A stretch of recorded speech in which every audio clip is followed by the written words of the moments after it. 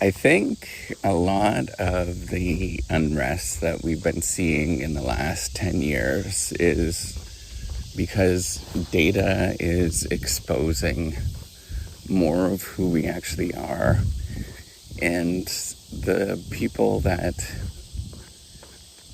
were in traditional positions of power no longer in those particular positions or feel threatened in some sort of way. And so there's a lot of uncomfortableness in terms of in terms of how to deal with this. Why am I actually thinking about this? I was thinking about, so I read a working paper about conflict of interest last night.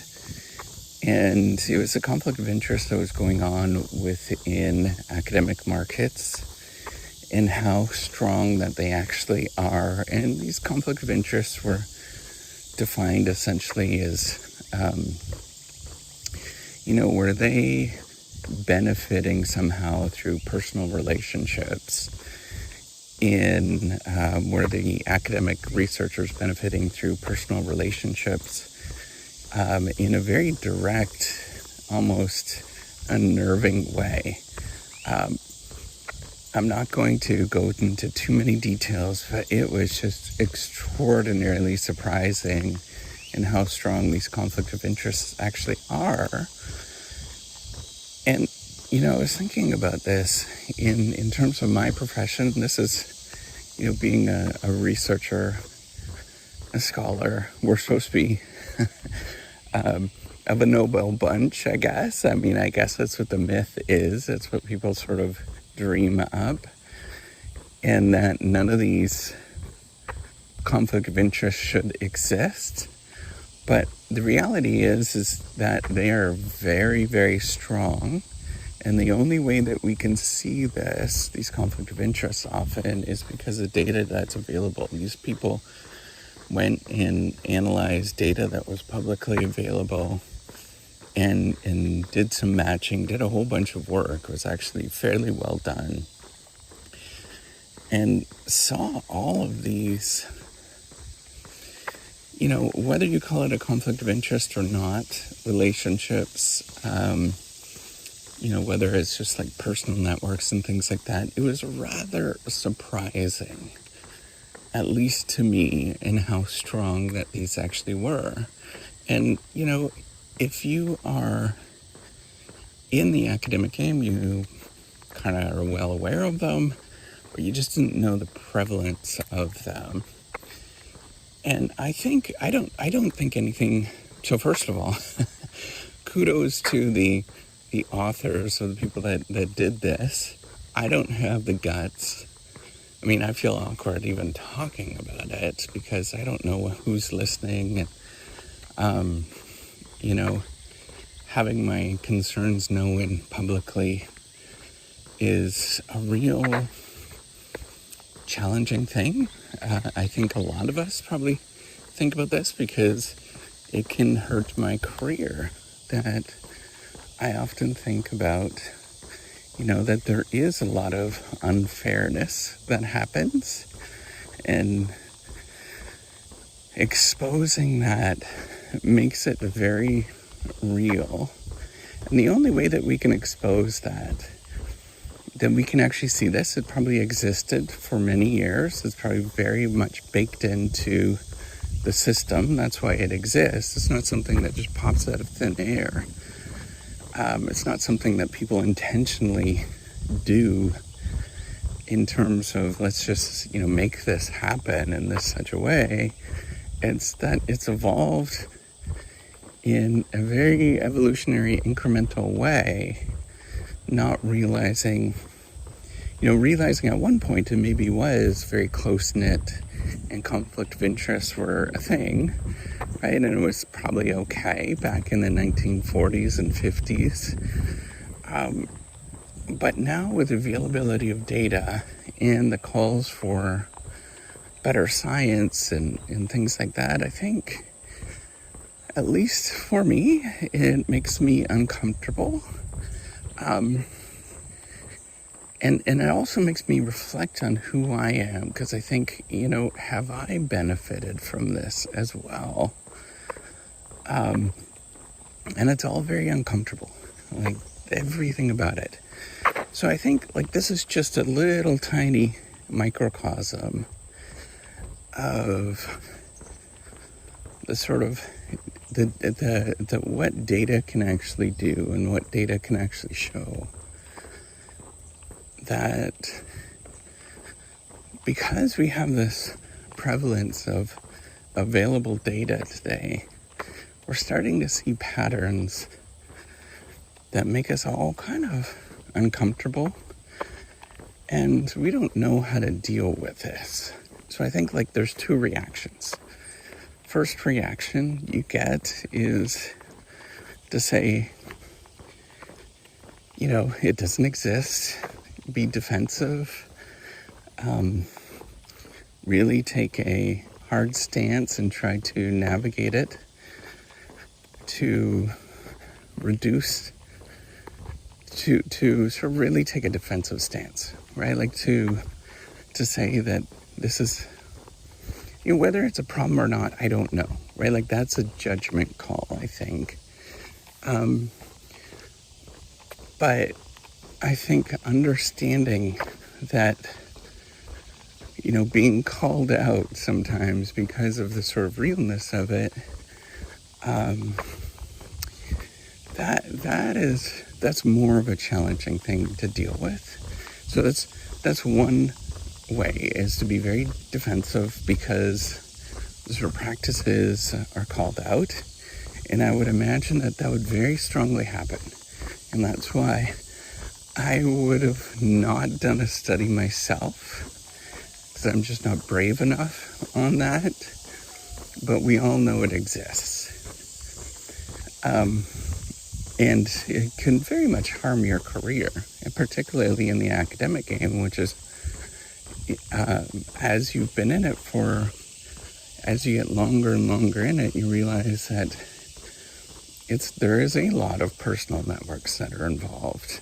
And you may bump into somebody that you might expose. So you have to be ready for that. And then the other thing is that you take it with like being open and saying, well, this exists. What are we going to do about it? And how are we going to change it? I don't think, even in my profession, we are way far from that. I think that there is huge amounts of change that has to be done. That's very written in stone, with a lot of large institutions with budgets much bigger than my own salary, that have to change. And it may even have to come down from leadership of a country to sort of change these things, to recognize that, I don't know if we want to do that. And there's a lot of change and a lot of recognition, a lot of growth that we have to go through before all of that will happen. And I'm not saying just throw up your hands and say it's never going to happen. I'd say actually be open about it and be uncomfortable, and then see what happens. I think at least that's what I am going to do. I don't know. The challenge with this is that there's two sides of it, right? As me, that's actually being in it. And I think everybody that's sort of going through and looking at ways of innovating has to sort of fight this. On one side, you want to make that change and say, okay, well, what are we going to do? But then on the other side, there's a practicality element to it but you still have to figure out how you're going to survive within the profession, realizing that this exists and it's probably not going to go away for a long time. And I think that challenge of it, and this is, there's this great quote. I don't know if you read the Martin Luther King quote or essay speech from letters from, I forget which prison he was in, but there was a quote in it where he said it's actually not the problem of the real problem is actually the people that are very supportive of the cause but are unwilling to do anything about it, in so many words. And that's where the challenge lies with all of this, is these changes are uncomfortable. And it's not only just about being supportive, but figuring out how to navigate the system such that you can make an influence on it in such a way that it's positive. I struggle with that. I woke up after reading that paper, long story short, after reading that paper, I just got very uncomfortable. First of all, it was just like a shock. It was like, wow, this is going on. Which I wasn't privy to. I understand the whole networking thing, but I wasn't privy to how strong of effect it actually is. And then on the other side of it, waking up after that sort of initial shock, I'm like, oh my gosh, this is insane. What do we do? And that I don't know. And I don't know if this paper will ever be published. I don't know if it's credible. Maybe it's not. There's probably still lots of work to be done. It's in a preprint server.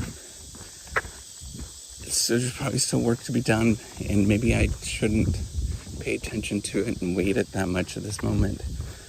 But man, oh man, it sure makes me reflect on what to actually do, and the challenge. So first of all, the benefits of available data, but at the same time figuring out, okay, what do we do now?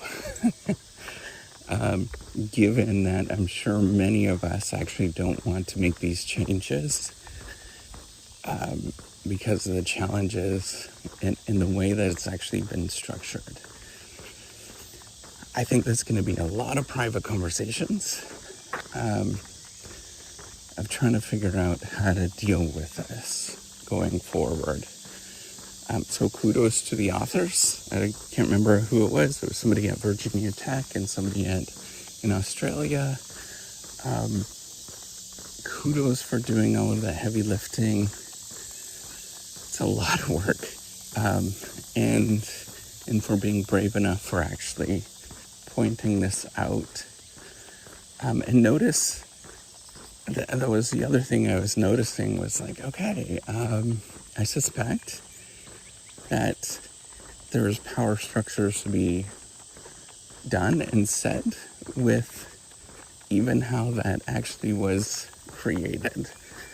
I suspect the people within the study, and I don't think they disclose, which I'm actually kind of happy about. It was all confidential in terms of who the people were in the study. I suspect that it will be hard for them to actually deal with that as well. And so they may not want to openly address some of these things. But I think being open slowly, maybe we can start making progress. Progress is slow, but we can do it. All right, take care. Have a wonderful day.